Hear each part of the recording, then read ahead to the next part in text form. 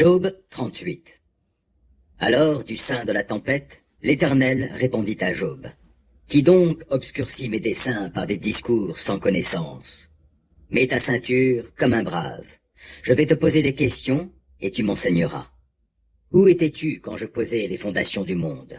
Déclare-le, puisque ta science est si profonde. Qui en a fixé les mesures?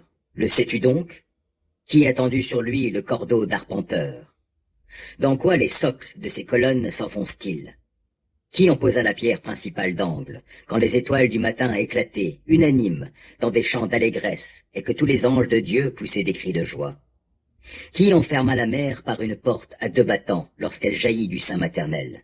Lorsque je fis de la nuée son vêtement et de l'obscurité ses langes, quand je lui imposai ma loi, quand je plaçai verrous et portes en lui disant « C'est jusqu'ici que tu iras, et pas plus loin.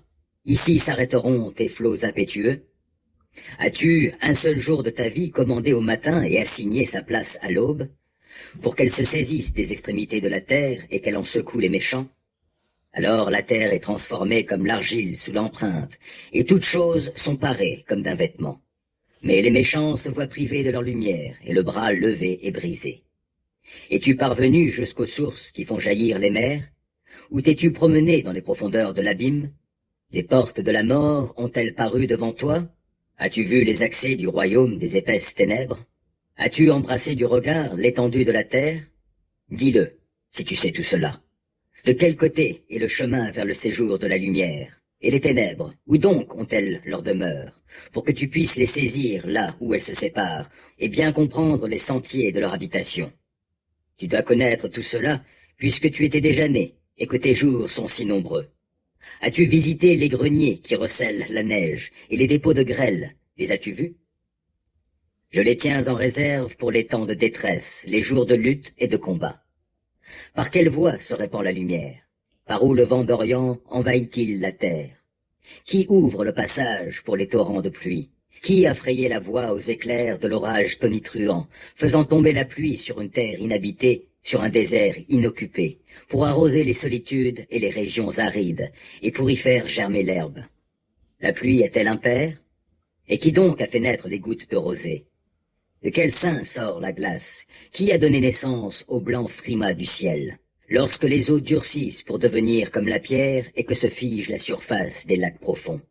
Peux-tu nouer les cordes des Pléiades ou desserrer les cordages d'Orion? Fais-tu paraître les constellations en leur temps? Conduis-tu la grande ourse et ses étoiles secondaires? Sais-tu par quelle loi le ciel est gouverné? Est-ce toi qui imposes son pouvoir sur la terre? Te suffit-il de parler aux nuages pour que des trombes d'eau se déversent sur toi? Les éclairs partent-ils à ton commandement te disant « Nous voici » ? Qui a implanté la sagesse au cœur de l'homme et le discernement en son esprit?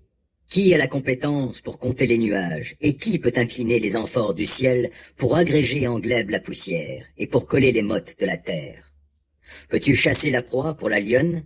Apaises-tu la faim des lionceaux quand ils sont tous tapis au fond de leur tanière, quand ils sont à l'affût dans les taillis épais? Qui donc prépare au corbeau sa pâture quand ses oisillons crient vers Dieu et sont errants sans nourriture?